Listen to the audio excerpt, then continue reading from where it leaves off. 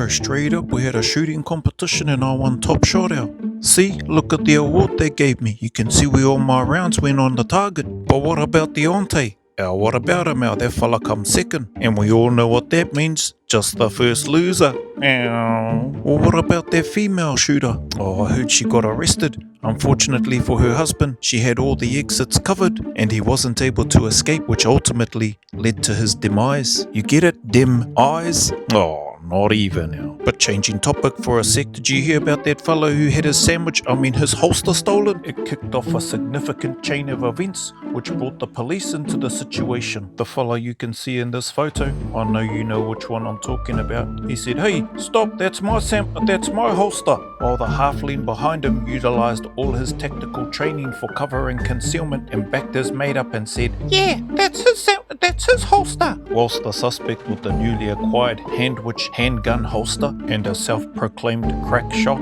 downways, upways, inways, and basically any stupid way you can imagine, the cheeky fella said, "Not anymore, Al, this is my Sam holster." Then before you knew it, old Fat Albert 2.0 come running around the corner huffing and puffing, saying, "No, that's my sandwich, that's my holster." And then in that moment there ensued a Mexican standoff whereby Hungry Jack confronted Fat Albert, but then the parties got too hungry and said, "That's enough of this." Meanwhile, Crackshot had enough of this as well because he was getting hungry too and said, "You fellas leave me alone in peace and go get your own sandwich holster." Next minute, old George W. Bush, binoculars Bush, lens capper still on the binoculars Bush, out of nowhere turned up on the scene wanting to investigate the situation after he heard what was going on. And in his best New Zealand American accent said, "I can't make out a bloody thing through these things, man. What's going on out there?" Then holy hecka, Jono and Jane turned up on the scene and Jane said, "I can be a bipod and you can put the rifle on here in the crack so you can line up the shot." At this stage, Wiremu was like, "Bro, are you sure this story even happened?" To which the top shot responded, "Don't question me, Al. I see everything.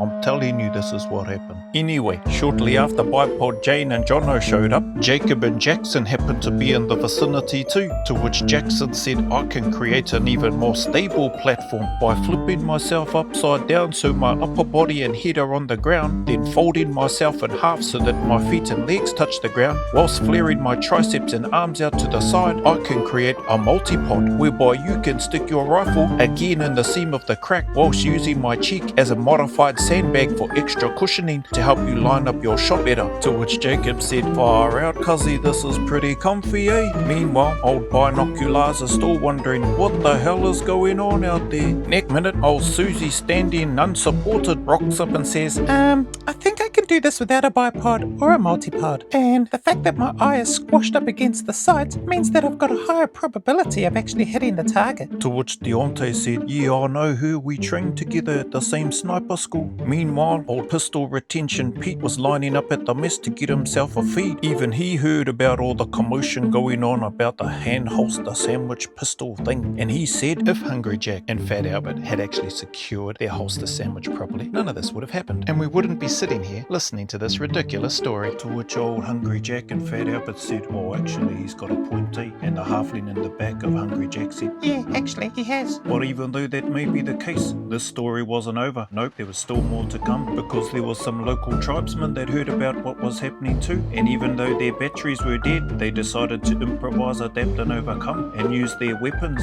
as jumper leads to get their vehicle started, just because they were like, "We're not missing out on this. I want to see what all this rubbish is about." Then holy smokes, Gerard Butler from Den of Thieves shows up with his weapon and no magazine on it. But that didn't matter. The bro still moved with intent and still managed to neutralize two dangerous bank robbers with the deadliest stare and the most lethally articulated bullets to neutralize the threat. Meanwhile, bloody holster Harry decided to get in on the act too and show off his kit. He, however, had nothing useful to say. He just wanted to stand there and let everybody stare at his gear. But old George Bush couldn't see anything anyway, so it doesn't matter. matter, which is probably a good thing because then old face mask Freddy decided to make an appearance, whereby Hungry Jack and Fat Albert 2.0 and the halflings saw face mask Freddy and thought, wow, that's a neat idea. I could turn my holster into a donut and have it right next to my face. Then approximately 15 hours later, a couple of the local iwi rocked up on the scene after finally getting their car jump started and their gas masks and kit looking super squared away. No chance in hell that one of them's got their gas mask on upside down. That would be an optometrist illusion. Surely even a blind man could see that that gas mask is on incorrectly. Then old Ngata and Hata get a bit suspicious and Ngata says to Hata, bro,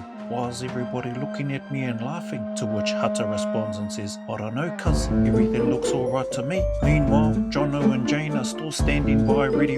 Jacob and Jackson are still weighing up the cheeky situation they find themselves in, while Susie standing unsupported is preparing herself for ocular surgery. And after all of that, I just want to shout out this fella from his Instagram, Tactical A-hole Actual. There you'll find all these photos and more where he's got heaps of funny stuff on there. That's where I just grabbed some screenshots of and then decided to make this story up. So if you thought it was a real one, well bro, I think you need to go get you some ocular surgery as well.